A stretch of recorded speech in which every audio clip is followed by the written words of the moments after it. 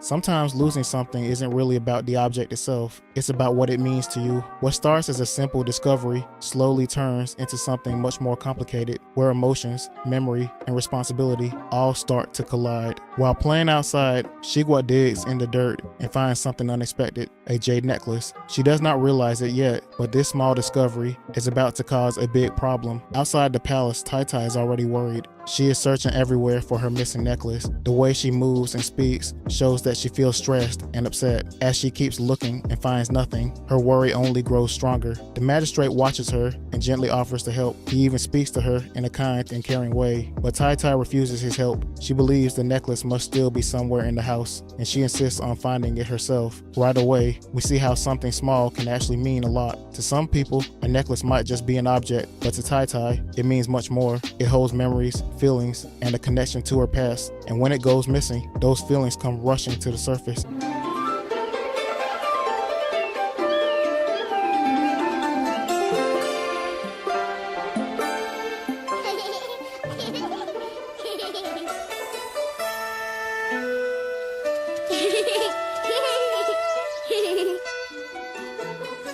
What's this?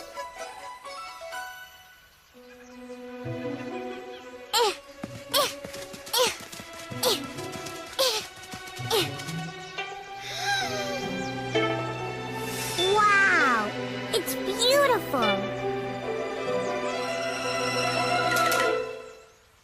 Where is it?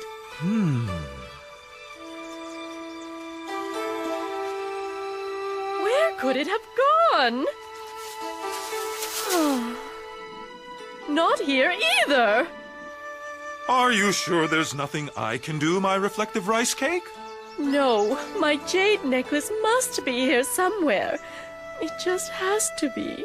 Out in the garden, Sagwa is having fun in her own little world. She is playing with the jade necklace, using it like a toy. She swings it around her neck, laughing and spinning like it is the best thing ever. This scene is important because it shows the viewers how the item is viewed from two different perspectives. From Tai's perspective, the necklace is very special and valuable, but to Sagwa, it is just something fun to play with. The same object means two very different things depending on who has it. When Sagwa sees her, she gets curious. She asks what Sagwa is playing with. Sagwa explains that it is her treasure because she found it herself. In her mind, finding something means it belongs to her. When she looks closer, she admits that it is very beautiful and says she has never seen anything like it before. Sagwa explains that she found it in the garden. Sagwa reassures her that she is not trying to take it away. Instead, she asks what Sagwa plans to do with it. After thinking for a moment, Sagwa simply says she just wants to play with it. This scene shows something deeper. Kids and adults see things very differently. Adults often connect objects to memories, value, or status, but kids usually care about how something feels right now. Sagwa is not thinking about money or anything important. She is just enjoying herself. And that simple way of thinking is something many people lose as they grow older. Whee! I like this toy.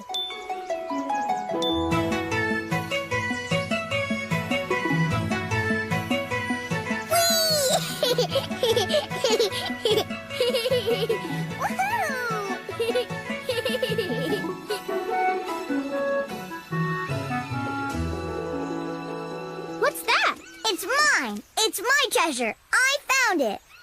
Okay. But what is it?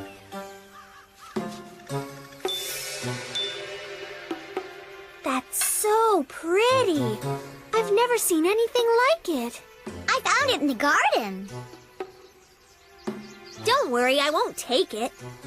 What are you gonna do with it? Go play with it. Back inside the house, Tai seems to be depressed. The magistrate notices and gently asks what is wrong. He speaks to her in a soft, caring way, using a sweet nickname. Tai opens up and explains that she has been thinking about her father, and it has made her emotional. Tai explains that when she was a child, her father was often away on long trips. She says she used to wait by the window, hoping to see him come home. When he finally returned, she would feel very happy. She also shares that he sometimes brought her gifts from his travels. Over time, many of those gifts were lost. But now, she believes she has lost the most important one, the jade necklace her father gave her. The necklace is not just jewelry to Tai, it is a symbol of love, memory, and her childhood. It connects her to her father and the moment she shared with him. When people lose something like that, it feels bigger than just losing an object. It can feel like losing a piece of their past. The magistrate tries to comfort her. He promises that he will have the whole palace searched until the necklace is found. He continues to speak kindly to her, using another gentle nickname. At the same time, something important is happening in the background. Sagwa is nearby, quietly listening. She hears everything Tai says, and it starts to change how she sees the situation.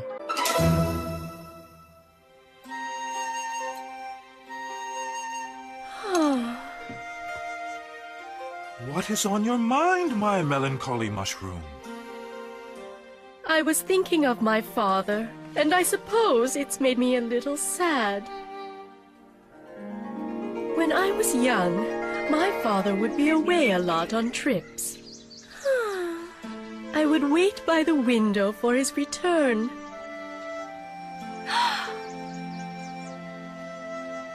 I was always so happy when he came home. And sometimes he would bring me back wonderful gifts from his travels.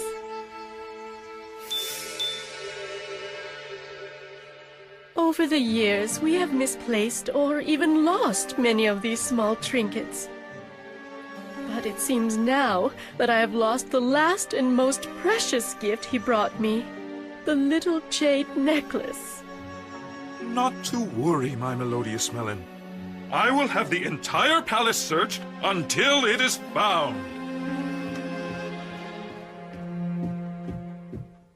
Outside, Shigwa is still playing with the jade necklace. She is alone in a quiet alley, happy and carefree. She has no idea that things are about to change. Suddenly, 3 alley cats show up. Wing Wing quickly notices the shiny necklace and asks what Shigwa has. Jet Jet adds that it looks very nice. Shigwa explains that she found it in the garden and cleaned it herself after it was dirty. Wing Wing asks if they can take a closer look. Shigwa hesitates. She is not fully sure if she should trust them. Sensing this, Wing Wing reassures her. He claims that he does not want to take the necklace and brings up the idea of finders keepers. The way he says it makes it sound like a simple rule everyone follows. Jet Jet then explains that if you find something, it belongs to you. This moment matters because it shows the alley cats shaping how Shigwa understands ownership. They present a rule that sounds easy, but it ignores a bigger truth, that the necklace already belongs to someone else. Even though Shigwa still feels unsure, she slowly agrees to let them look at it. But before anything else can happen, Hun Hun suddenly interrupts. She excitedly announces that the cooks have thrown out fresh fish nearby. Right away, the group loses interest in the necklace, and all 3 of them run off. Shigwa is left alone again. She lets out a small sigh of relief after they leave. This scene shows how quickly attention can shift and how easily someone young can be influenced by others, even if only for a moment.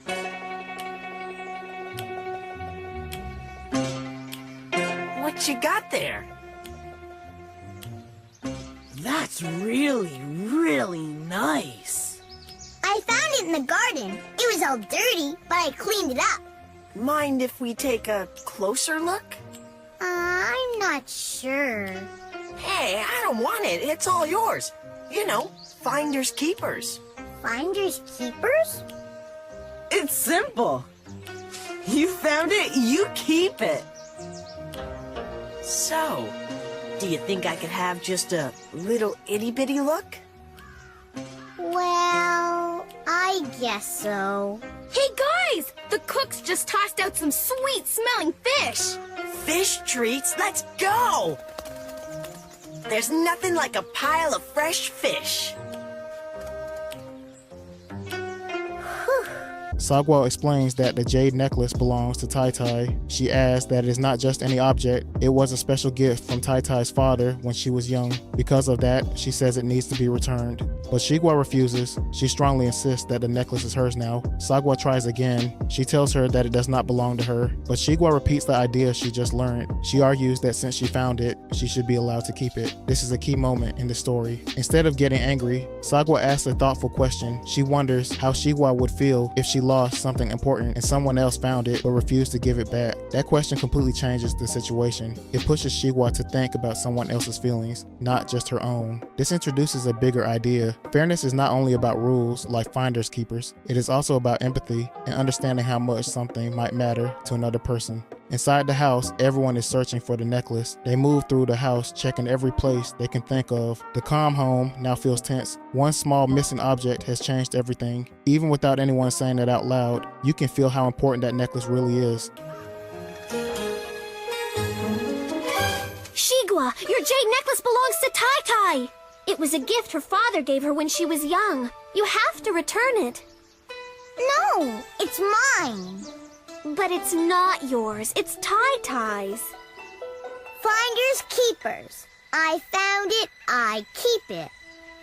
But what if someone found something that belonged to you, and you missed it very much? Wouldn't you want them to give it back?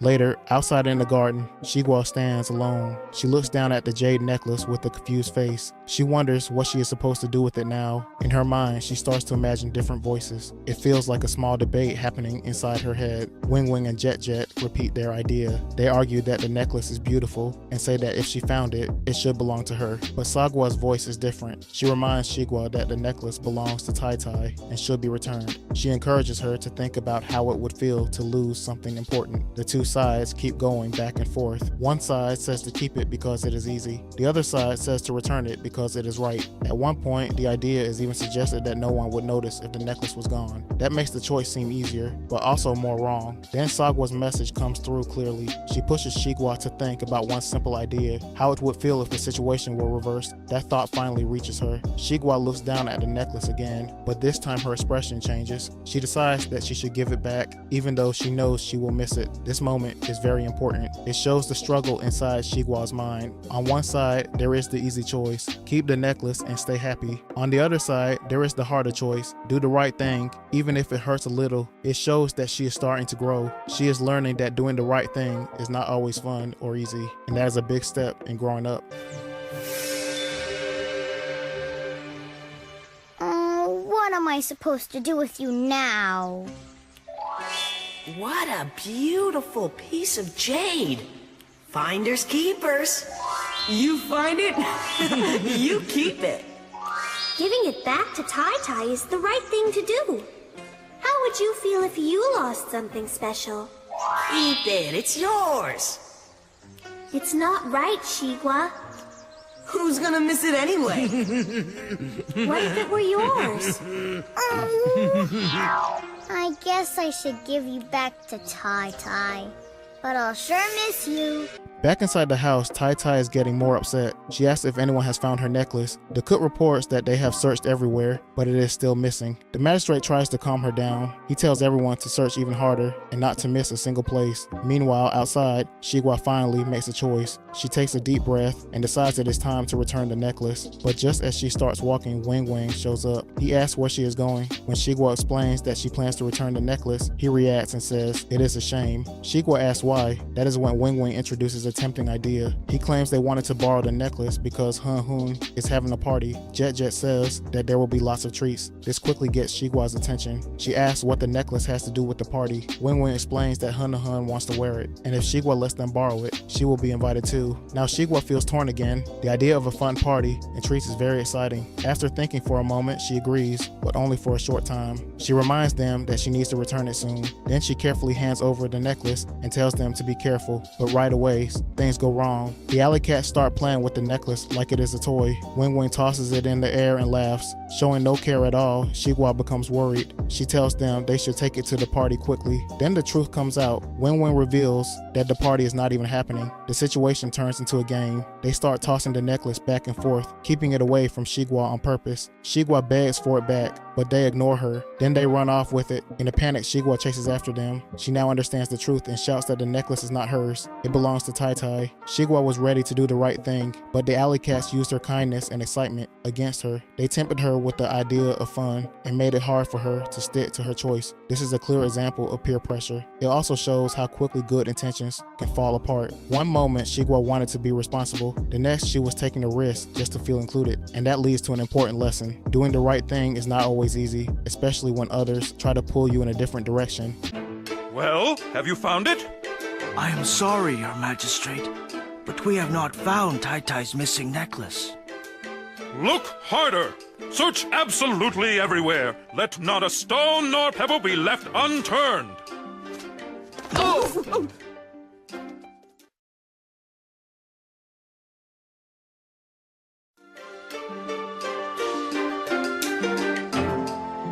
Well, it's time to find Tai Tai. Hey, where are you off to? I'm returning this to Tai Tai. Tai Tai, huh? Right now? That's a shame. Why? What do you mean? Well, I was just about to ask if we could borrow it. Hun Hun is having a party and... A party? With treats? Oh, yeah. Lots of treats. Yum. Wait a minute. What's all this got to do with the necklace? Right. Hun Hun wanted to wear it at her party and said you'd be invited if you let her borrow it. And if I do, I can come to the party? Well, okay. But just for a little bit, I really need to get it back to Tai Tai. Be careful! Hey guys, look! It flies!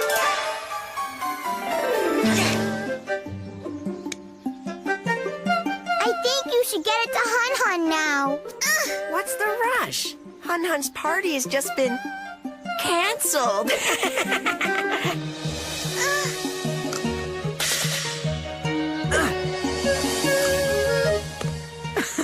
We're just having a little fun.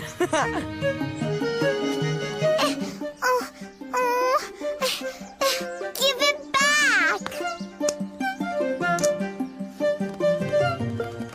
Hey, come back! It's not mine! It's Tai Tai's. Shigwa suddenly bursts into tears. She feels awful about what just happened. Sagwa runs over and asks where Tai Tai's necklace is. Through her crying, Shigwa explains that she does not have it anymore. She says the alley cats tricked her and asks what she is supposed to do now. Sagwa stays calm. She tells her they will get the necklace back together, but Shigwa is not sure how they can do that. Meanwhile, inside the house, the magistrate is still trying to comfort Tai Tai. He speaks kindly and assures her that the necklace will be found. Tai Tai gives a small, gentle smile. She says his words are sweet, but even if the necklace is never found, she still has the memories of her father. This is an important moment because it shows that Tai Tai is starting to understand the necklace matters, but the memories behind it matter even more. Back outside, Sagwa goes to face Wing Wing. She tells him to give the necklace back and points out that he took advantage of Shigwa. Wing Wing denies this. He argues that they did not trick her and claims Shigwa gave it to them on her own. Another alley cat laughs and makes fun of Shigwa, suggesting she only cared about treats. That comment sparks an idea. Shigwa looks at Sagwa and says she thinks she knows how to get the necklace back. Her idea is based on the same thing that fooled her before, party treats. This scene is full of emotion. Shigwa goes from being happy to feeling regret. Her tears show that she now understands she made a mistake. At the same time, Tai Tai is learning to let go. She realizes that memories can still stay even if the object is gone. There's a strong contrast here. The adults are learning to release their attachment, while the children are learning responsibility. And Shigwa's new idea shows something else. Kids often solve problems in simple ways. She plans to use the same kind of temptation that tricked her, this time to fix her mistake. Oh. Where's Tai Tai's necklace? I don't have it. The alley cats tricked me. What am I gonna do now? Don't worry, we'll get it back. But how?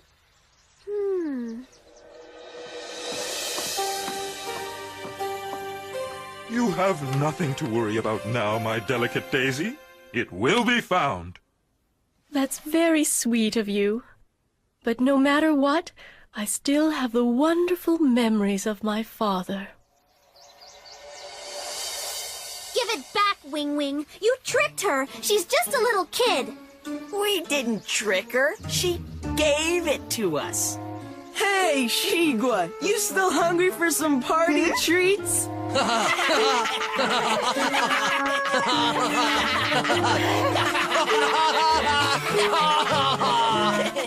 Sagwa, I think I have an idea to get the necklace back. Party treats. The alley cats are still playing with the jade necklace. They toss it back and forth, laughing like it is just a toy. To them, it has no real value. Sagwa is not fully sure the plan will work. She asks if the alley cats will really trade the necklace for fish.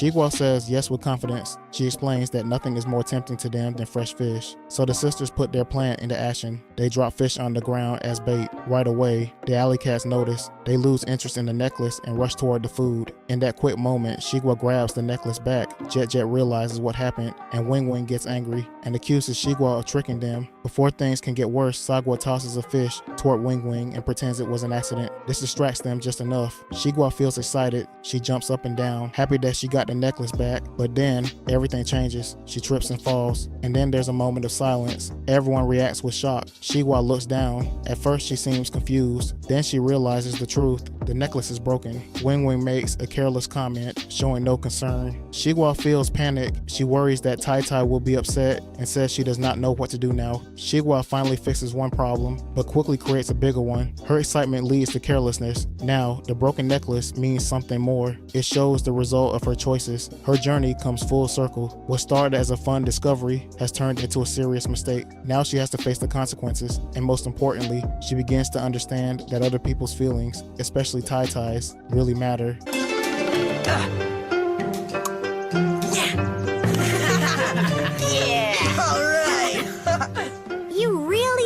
Trade the necklace for some fish? Yup! There's nothing like a pile of fresh fish. Grab one!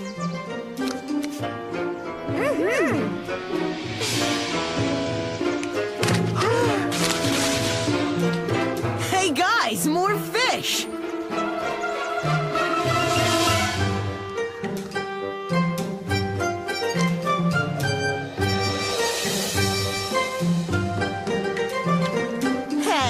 Wait a minute! She tricked us! The necklace! Ow! Sorry, Wing Wing. It slipped. I got it back. I got it. Whoa!